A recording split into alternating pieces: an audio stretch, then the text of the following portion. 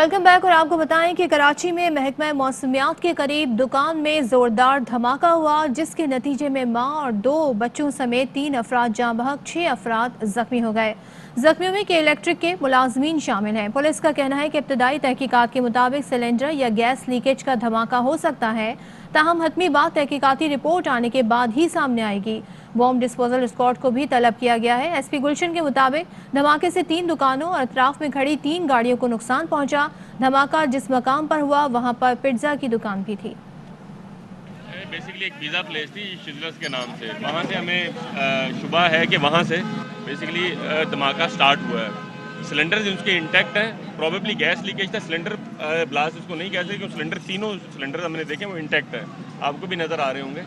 उनको भी लिफ्ट करने से पहले हम बीडी वालों को हमने कॉल किया, वो तकरीबन पहुँच गए हैं और बीडी आएगी तो उनको लिफ्ट करेगी।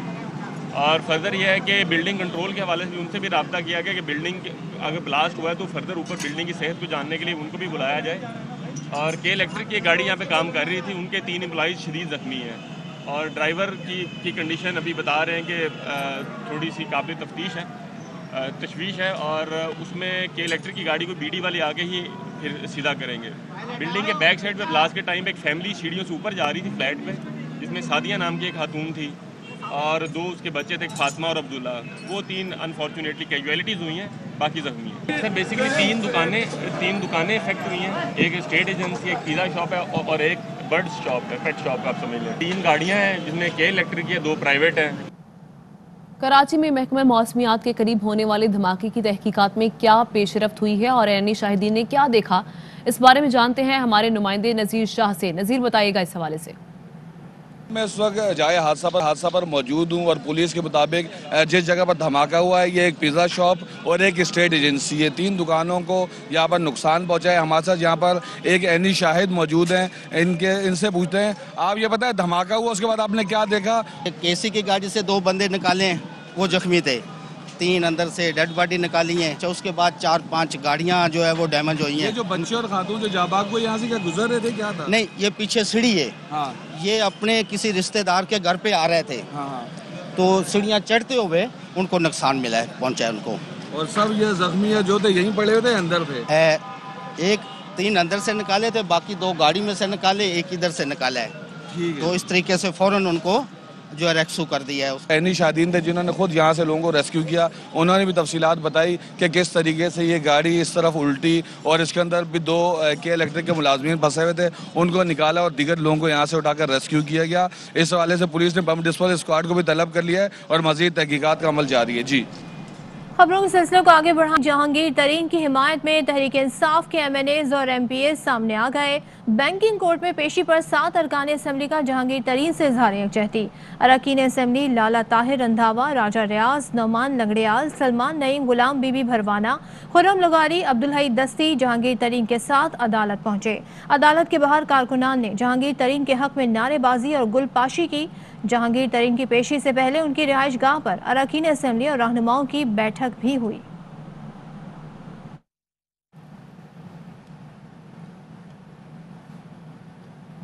जहांगीर तरीन अपनी जमात की क़यादत पर बरस पड़े, कहा कि 1 साल से चुप हूं, फिर भी वफादारी का इम्तिहान लिया जा रहा है। इमरान खान से दूर कर दिया गया, मैं तो दोस्त था, दुश्मनी की तरफ क्यों धकेला जा रहा है? सिर्फ मेरी शुगर मिल्स के खिलाफ ही कार्रवाई क्यों? इंतकामी कार्रवाई की वजह क्या है? जुल्म बढ़ता जा रहा है, केस शुरू नहीं हुआ कि मेरे और बेटे के अकाउंट मुंजमद कर दिए गए। तहरीक इंसाफ से इंसाफ मांग रहे हैं। मैं ये पूछता हूँ, मजबूर हूँ पूछने में कि आखिर ये इंतकामी कार्रवाई क्यों हो रही है, इसकी वजह क्या है? 1 साल से मेरे ऊपर ये शुगर इंक्वायरी कमीशन के बाद से ये चीजें चल रही हैं। 1 साल से मैं चुप करके बैठा हूँ। मेरी वफादारी का कोई और सबूत किसको चाहिए? तो मेरी वफादारी का इम्तिहान लिया जा रहा है, क्या हो रहा है? मैं चाहता हूँ कि ये बातों का कोई जवाब तो दे। क्यों, आखिर क्यों सिर्फ जहांगीर तरीन के ऊपर FIR है?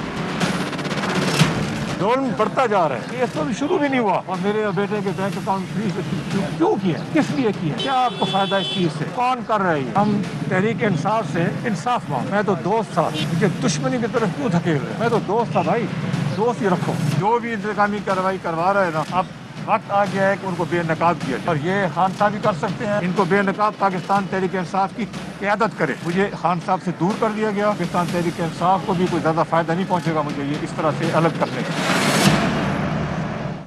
इमरान खान को एतमाद का वोट दिलाने में सबसे बड़ा किरदार जहांगीर तरीन का है। वो मस्बत किरदार अदा ना करते तो शायद वजीर आजम एतमाद का वोट ना ले पाते। पीटीआई के रुकने कौमी असम्बली राजा रियाज का बड़ा इंकशाफ। कहते हैं जहांगीर तरीन ने पंजाब और वफाकी हुकूमतें बनाई। इमरान खान के इर्द गिर्द जो लोग जहांगीर तरीन के खिलाफ साजिशें कर रहे हैं, वजीर आजम उनके खिलाफ एक्शन लें। अभी अभी जो खान साहब ने एतमाद का वोट लिया है, वो एतमाद का वोट लेने में सबसे बड़ा किरदार जहांगीर खान तरीन का था। अगर ये अपना मुस्बत किरदार अदा ना करते तो शायद वो एतमाद का वोट ना ले सकते। पहले पंजाब की हुकूमत जहांगीर तरीन साहब ने बनाई, वफाक की हुकूमत जहांगीर तरीन साहब की मेहनत से बनी। खान साहब के इर्द गिर्द जो लोग जहांगीर तरीन साहब के खिलाफ साजिशें कर रहे हैं, हम ये समझते हैं कि ये सख्त ज्यादती है और खान साहब को इस पे एक्शन लेना चाहिए। इतने लोग जहाँ वज़रा हैं, मैंने हम सब जहांगीर तरीन खान के साथ खड़े हैं, खड़े रहेंगे इंशाल्लाह, इंसाफ लेके रहेंगे। तरीके इंसाफ को इमरान खान साहब आपकी जमात है, आपकी जमात तबाह हो रही है और अगर इसको बचाना है तो उसका एक ही तरीका है, उन साजिशी नासर को बाहर निकालें और जहांगीर तरीन जैसे मुखलिस ईमानदार नेक दोस्तों को साथ बुलाएं। उधर पंजाब हुकूमत ने जहांगीर तरीन की हिमायत करने वाले अरकान की फहरिस्त तैयार कर ली है। वजीर आला पंजाब आज इस्लामाबाद में वजीर आजम से मुलाकात करेंगे। जहांगीर तरीन से राब्ते में रहने वाले अरकान से मुतालिक हतमी फैसला वजीर आजम करेंगे। वजीर आला पंजाब इस्लामाबाद पहुंच गए हैं।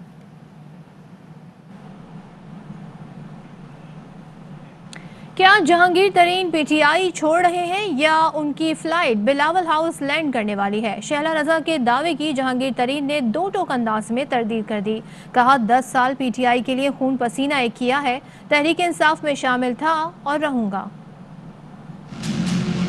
कोई मेरी राहें जुदा नहीं हुई है। पाकिस्तान तहरीक इंसाफ में शामिल हूँ, इंशाअल्लाह ताला शामिल रहूंगा।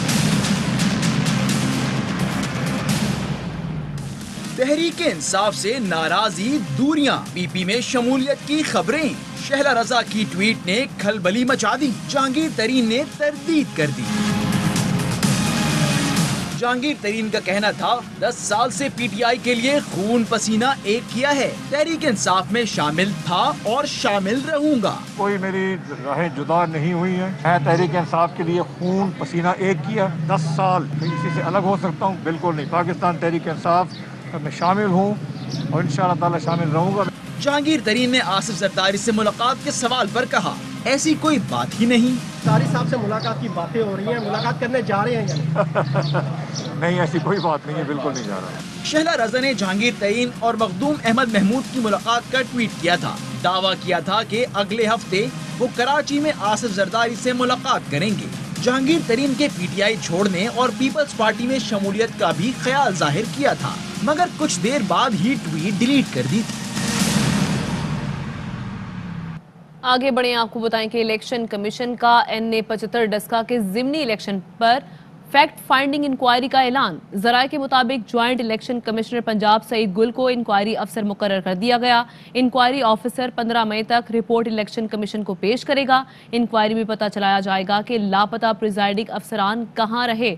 लापता प्रिजाइडिंग अफसरान के बयानात रिकॉर्ड किए जाएंगे। इंक्वायरी अफसर प्रिजाइडिंग अफसरान और अमले की ड्यूटी के खिलाफ वर्जियों की जांच करेगा। ट्रांसपोर्टेशन और सिक्योरिटी प्लान का भी जायजा लिया जाएगा। मुबैना करप्ट प्रैक्टिस में मुलव्वस अफसरान का तायुन किया जाएगा। रिजल्ट टेम्परिंग, पोलिंग अमले को लापता करने में मदद करने वाले का तायुन भी किया जाएगा। इंक्वायरी अफसर तमाम विफाकी और सूबाई इदारों से मदद ले सकता है। नून लीग और पीपल्स पार्टी खुलकर एक दूसरे के सामने आ गए। पीडीएम में अब पीपल्स पार्टी नहीं रही। प्रोग्राम 11th आवर में नवाज शरीफ फैमिली के तर्जुमान मोहम्मद जुबैर का तंज, पीपी रहनुमा सईद गनी का जवाबी वार। बोले आसिफ जरदारी को मालूम था नवाज शरीफ नहीं आएंगे। अमली तौर पर पीपल्स पार्टी भी अब पीडीएम का हिस्सा नहीं रही। पीडीएम जैसे जिस तरह से आप वाकिफ हैं जिस पीडीएम से, वो अब नहीं रहा, वो अब हमें नहीं रहा, मतलब पीडीएम अब हमें नहीं रही। सही साहब ये बता दें मैं ब्रेक से पहले कि पीपल्स पार्टी की अब इसमें उस अंदाज से फाल होना प्रैक्टिकली बहुत मुश्किल हो गया ना। इस अंदाज से पीपल्स पार्टी को, एमपी को पीडीएम की ये जमातें या दो बड़ी जमातें जेयूआई या पीएमएल ट्वीट कर रही हैं, उस तरह तो ये महसूस होता है कि शायद हम इनके मातहत है जो हम इनके नहीं है। तो फिर हो सकता है कि आप भी एएनपी की तरह की कोई प्रेस कॉन्फ्रेंस खड़का दें अगले कुछ दिनों में? नहीं, ये फैसला तो पार्टी की क़यादत पे करना है। मुआवनी खुसूसी वज़ीर आला पंजाब फिरदौस आशिक आवान ने ट्वीट में कहा कि हिचकोले लेती पीडीएम की कश्ती से मल्लाहों ने छलांगे लगाना शुरू कर दी हैं। एएनपी ने कहा कि पीडीएम मखसूस जमात के हाथों हाईजैक हो चुकी है, इत्तेहाद को ज़ाती एजेंडे के लिए इस्तेमाल किया जा रहा है। उन्होंने कहा कि पीडीएम अवाम के नाम पर चंद अफराद की करप्शन के तहफ़्फ़ुज़ के लिए बनाया गया। मिलावट शुदा इत्तेहाद में शामिल दीगर जमातें जल्द अपनी राह लेती नजर आएंगी। पीपी ने पीडीएम को पे दर पे गहरे जख्म दिए। एएनपी की जुदाई ने जाली राजकुमारी, कनीज़ों, मौलाना का सोग तवील कर दिया। वज़ीर आज़म इमरान खान की ज़ेर सदारत मुश्तरका मफादात कौंसिल का इजलास आज होगा। इजलास में चारों वज़राए आला मुताल्लिका वफाकी वज़रा शरीक होंगे। इजलास में मरदमशुमारी के नताइज जारी करने के नोटिफिकेशन पर तबादला ख्याल होगा। इजलास में मुश्तरका मफादात कौंसिल के मुस्तकिल सेक्रेटेरिएट का जायजा लिया जाएगा। नेपरा की सालाना रिपोर्ट इजलास में पेश की जाएगी। इजलास में 18वीं तरमीम के बाद हायर एजुकेशन के मामलात पर भी गौर किया जाएगा। रमजान आ रहा है, आपकी चीनी की कीमतों के तायुन की अथॉरिटी को चैलेंज किया गया है। आप लागत से नीचे कीमत मुकर्रर करेंगे तो आपको सब्सिडी देना पड़ेगी। उनको सुने और फिर बाहमी मुशावरत से कीमतों का तायुन करें। इस वक्त मुल्क का सबसे बड़ा मसला महंगाई है। चीनी की कीमत 80 रुपये मुकर्रर करने के खिलाफ शुगर मिल्स की दरखास्तों पर लाहौर हाई कोर्ट के रिमार्क्स। कहा कि अदालत प्रोसेस पर अमल दरामद चाहती है। एडवोकेट जनरल पंजाब ने बताया कि इस्लामाबाद हाई कोर्ट में रजामंदी से 70 रुपये किलो कीमत मुकर्रर हुई। अब ये 85 रुपये में फरोख्त होने पर रजामंद नहीं है। मजीद खबरें भी बुलेटिन में शामिल करेंगे, लेकिन इस ब्रेक के बाद।